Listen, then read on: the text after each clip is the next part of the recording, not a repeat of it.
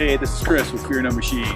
This is my long-term review of the 2015 Jeep Grand Cherokee EcoDiesel. Now, there are a lot of reviews out there on the Grand Cherokee in particular, but I'm focusing on the EcoDiesel engine model. It's a $5,000 option, and hopefully this video will help you make a decision on whether it's right for you. Here are my pros for my 2015 Jeep Grand Cherokee EcoDiesel. Number one, gas mileage. I can get anywhere between 26 and 30 miles per gallon on the highway.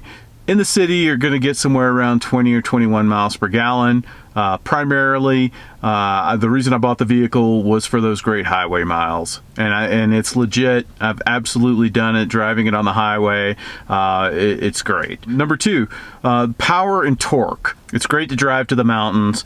Enough oomph, you can pass cars. It doesn't feel weak in any way. So great power, but the torque is really where it's at. I believe you could even tow with it, although I haven't done it, but it will flat out get you up a hill, no problem. So that's my list of pros. Those are the things I like about it. Good gas mileage, nice torque, fun to drive, and it's really comfortable.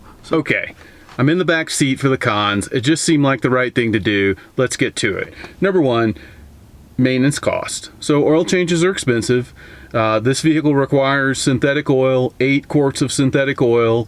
And the other issue is that you can't just take it to a Jiffy Lube because they don't stock the filter to change the oil. So for the first year and a half, I would take the vehicle to the dealership for an oil change, and it costs anywhere between $175 and $220, $230, at least in the dealerships in Colorado. Recently, I decided with my last oil change that I would go to an auto parts store and actually buy my filter. I found it locally. I took the filter and I went to a Jiffy Lube, and they had the most recent Mopar Rotella T6 synthetic oil that is required currently for the vehicle. So I was able to get it changed to Jiffy Lube, but still my cost was about $150 after all of that was said and done. Number two, and this is really the biggest issue that I've had with this vehicle, and it's regarding the diesel particulate filter regeneration. And I'm looking down at some of the notes that I have on my iPad here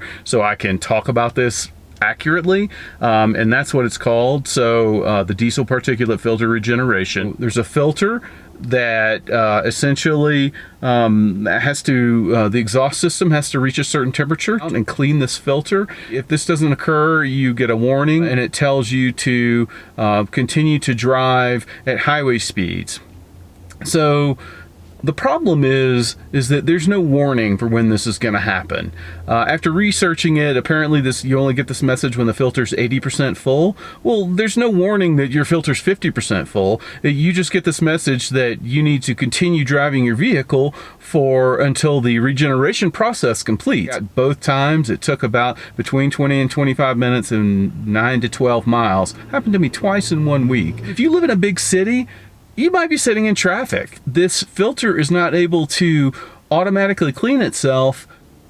It will limp your vehicle. And so what happened to me was I'm sitting in rush hour traffic. I get the message. I can't do anything about it. I can't drive highway speeds. I'm driving 20 miles intermittently.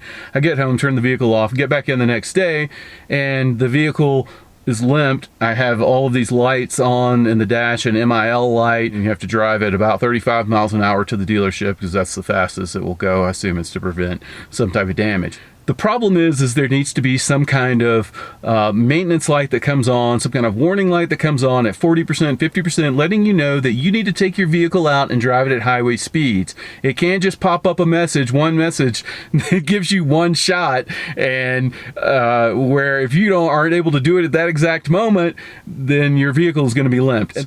So that's a huge one for me. So that's happened to me a number of times where you basically just have to drop what you're doing and get on the highway and drive. Number three for me, my final con is I've just had some random idling issues, hesitations with the engine. So I've got 28,000 miles on mine. I've had it for over 2 years. This started the first year. Within the first 6 months or so, I would say I've started having these odd idling issues. It's very intermittent. It's hard to pinpoint when it's going to happen, or I can't figure out what makes it really any symptomatic things that give me an idea of when it's going to occur. So I'll be at a stoplight and I'll just feel it hesitate. So anyway, this vehicle has been in the dealer with the dealer a number of times, especially the first year, several times, flashing the computer with new firmware. And the first year was really rough, really rough. It was in the dealership a number of times, and I really had some serious regrets about having the vehicle.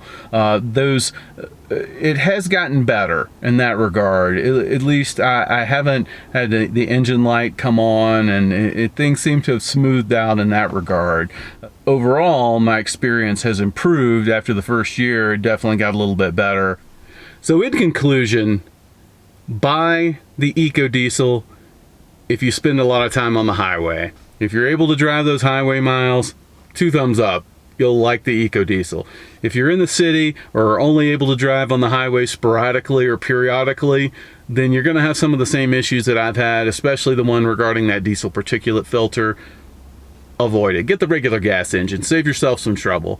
So that's my review. Thanks for watching. Stay tuned for more content. I'll have some more reviews coming up. I don't know what yet. Some tech reviews. I may review my French Bulldog. Who knows? She's crazy. I feel like somebody needs to do it. So thanks for watching. Take it easy.